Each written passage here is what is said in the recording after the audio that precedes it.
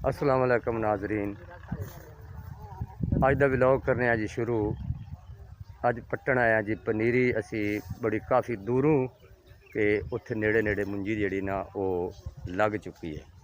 तो यह पट्टी है जी पनीरी, एक यह पट्टी है पंड, ते दूसरी जड़ा ना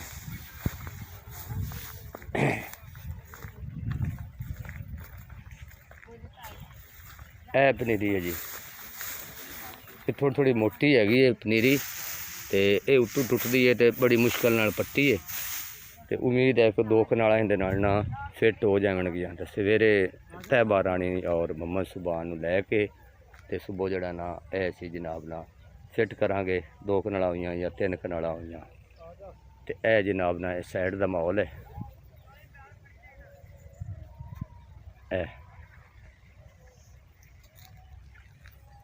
कुछ लोग जानवर भी चरा रहे हैं। है जी नाजरीन, असी ना मैं जी आना पनीरी लैके जा रहा।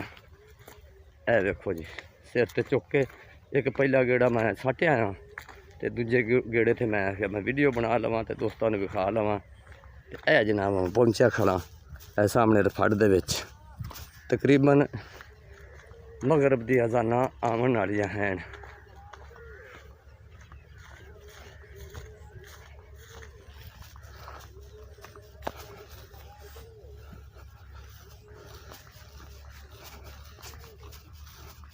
है जी जा रहे हैं जी सड़की ते।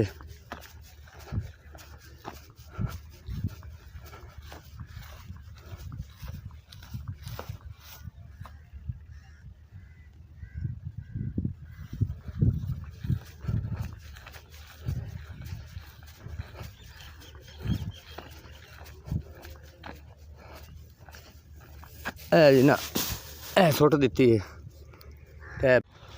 नाजरीन काफ़ी नेरा हो चुका है जी, तो जा रहे हैं जी घर नूं। ते बड़ी काफ़ी दूर है जिथे असी जोना ला के ते तैयार होए हैं कि असी ना पनीरी पट के आ रहे हैं। तो हनेरा हो चुका है जी, तो रोज़ी पिछे कितने कितने धक्के खाने पौंदे ने।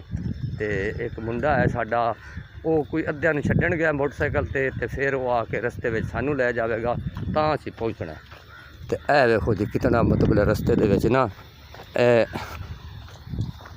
दरखत इत्थे यानी कि दरबार है फतेह शाह, तो इत्थे कब्रस्तान है। यह जड़ा ना यह जिथे दरखत नज़र आ रहे हैं, तो इन्हां दे विचों हुण असीं गुजर रहे हैं। नाजरीन मजबूरी इस तरह होंदी है जी। सानू यह टाइम हो गया, मैं आया तो कुछ चीज़ां लैके ते हुण वो पकाउण लगे ने, ताकि मैं पनीरी पट्टन गया घर नहीं सी। ते मजबूरी और इतना को कुछ करवा दें। वो भी असी लेट की वजह तो ना बिरयानी के पैकेट लियाते हैं 2, चौल लियाते हैं। जनाब डेरा खूब हो गया, तकरीबन 7 तो 8 का टाइम हो गया। तो असी हुण अजे अग बालन लगे हैं तो चावल तरन लगे हैं। बच्चे जोड़े ना कुछ सौ गए ने बेचारे, इन्होंने उठा के खवावांगे। जो जाग के खा ले सिद्धू बस सुबह से सिर्फ लेट कम्मां दे विच जी। इंज मजबूरियां होंदियां ने कि आपदे खाने पीने की भी मजबूरी जी ना वो बन जाती है कम्मां दे विच, ते बंदा नहीं पहुँचता।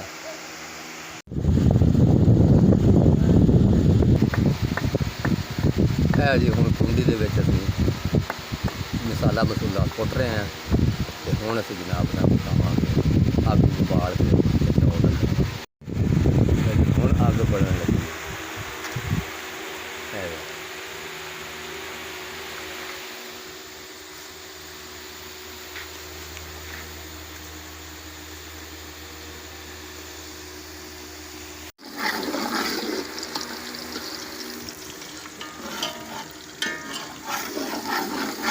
तड़का लग रहा है, तो फिर बाद चावल पाने।